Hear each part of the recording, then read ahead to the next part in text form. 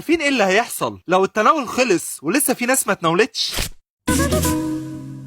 دايما في كل قداس وبعد ما الشعب كله بيكون اتناول بياخد ابونا باقي التناول وبيدخل بيه المسبح مرة تانية، وهناك بيناول الشمامسة وبيتناول هو كمان لحد ما يتأكد ان الذبيحة كلها خلصت. ولكن ايه اللي هيحصل لو التناول ما كفاش ولسه في ناس كتير من الشعب ما تناولش؟ فالكنيسة من زمان كانت حريصة في حتة زي كده، لان كان ممكن الكاس حد يخبط فيه ويوقعه، وبكده ممكن الكمية ما كفيش، فكانت بتتصلى حاجة اسمها طقس تعمير الكاس، ودي كانت زي قداس مختصر قوي بيتصلى لو حد وقع الكاس او ان الكمية مش هتكفي الشعب اللي حاضر. ولكن في الحقيقة ده ما بيحصلش، لان ربنا دايما بيبارك في جسده، وكمان مع الممارسة والخبرة الطويلة ابونا بيكون عارف المقدار والكمية اللي بتناسب الشعب اللي حاضر القداس، ودايما ربنا بيكون مبارك اكتر. وعلشان كده دايما الجسد وبعد ما الشعب كله بيتناول بيزيد منه كتير، ممكن ابونا بيناول الشمامسة اللي حاضرين اكتر من مرة لحد ما الذبيحة تخلص. فاللي قدر ياكل شعب ب5 خبزات وسمكتين قادر يعمل اي حاجة.